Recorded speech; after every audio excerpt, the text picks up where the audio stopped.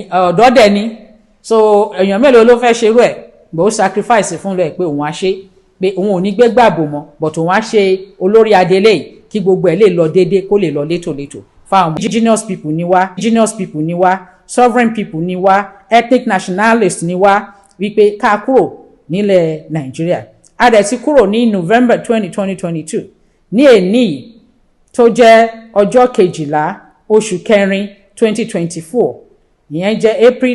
April 12th 2024 ìpè ní èní pé ká kúrò pé ayé sọlẹ̀ sórí ìsọmi tí ò rí pẹ̀lú agbára tọ́lọ́run fi ta sánmọ̀ bí ẹni taṣọ pẹ̀lú agbára tọ́lọ́run fi dá ọ̀run méje lẹ̀ méje ayé àti ogun tó wà nú ẹ̀ pátápátá tó ní ohun òṣùpá ìràwọ̀ kó máa ṣe ìmọ́lẹ̀ ayé òkúta iyebíye kó máa ṣe ìmọ́lẹ̀ ìsàlẹ̀ èmi Moa Gbe Abiola mo proclaim sovereignty Democratic Republic of the Yorùbá ní èní ọjọ́ Jímọ̀ ọjọ́ 12 oṣù kẹrin 2024 láti èní lọ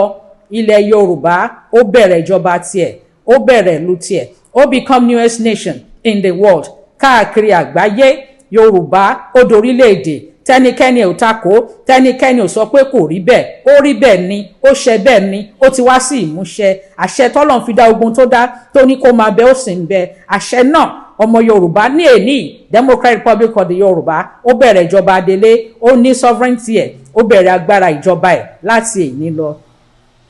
Èmi Moa Gbe Onítìrí Abíọ́lá mo tún sọ lẹ́ẹ̀kan sí ọmọ Yorùbá indigenous Yorùbá descent ni mí ọmọ Yorùbá ni mí opó olóògbé MKO Abíọ́lá ni mí ọmọ Onítìrí Èkó ni mí pẹ̀lú àtìlẹ́yìn Ọlọ́run pẹ̀lú agbára tọ́lọ́run fi ń jẹ́ èmi ni pẹ̀lú agbára tọ́lọ́run fi ń jẹ́ àìkú pẹ̀lú agbára tọ́lọ́run fi ń jẹ́ àìrí pẹ̀lú agbára tọ́lọ́run fi ń jẹ́ àìní ìpẹ̀kun pẹ̀lú agbára tọ́lọ́run fi ń jẹ́ àìní òpin pẹ̀lú agbára ìyìn ògo ọlá Ọlọ́run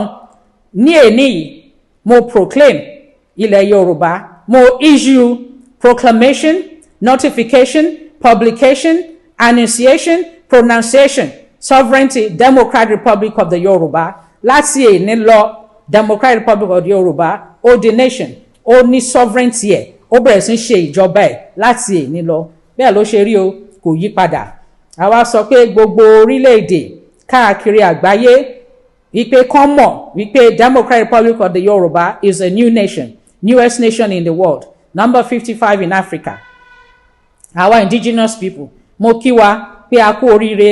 ọjọ́ òní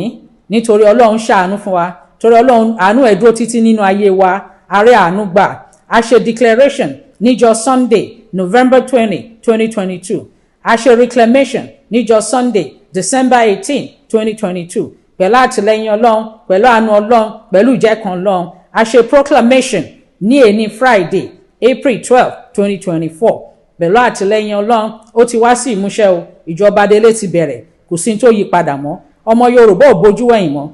wájú ní òkè là ń lọ lórí ilẹ̀ alàyè yìí pẹ̀lú àtìlẹ́yìn Ọlọ́run àti ní sovereignty wa àti bẹ̀rẹ̀ ìjọba wa Ọlọ́run ti ṣàánú fún wa àti rí àánú gbà mo congratulate gbogbo ọmọ Yorùbá o gbogbo indigenous Yorùbá people pátápátá IYP ti Democratic Republic of the Yorùbá mo kí wa a kú oríire Ọlọ́run ṣàánú fún wa àárẹ̀ àánú gbà ká máa ran Ọlọ́run nígbà gbogbo ká máa fọpẹ́ ká máa fi ìyìn fọ́lọ́run gbogbo ìgbà tá a bá ti ń rí àwọn nǹkan tó dáa tọ́lọ́run ṣe fún wa ẹ jẹ́ ká máa yin Ọlọ́run ká máa fọpẹ́ fún Ọlọ́run ní gbogbo ìgbà ṣẹ́ra ọmọ Yorùbá IYP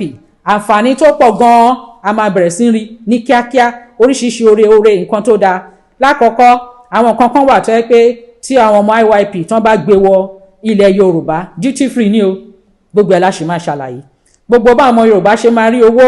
láti fi ṣe business láti fi ṣoko láti gbogbo ẹ̀ la ṣì máa ṣàlàyé gbóore tó pọ̀ ó ń bọ̀ fáwọn ọmọ Yorùbá torí a ti ní control over resources wa a ti ní control over destiny wa pẹ̀lú àtìlẹ́yìn Ọlọ́run a pé gbogbo ìlú lágbàáyé kí wọ́n mọ̀ wípé Yorùbá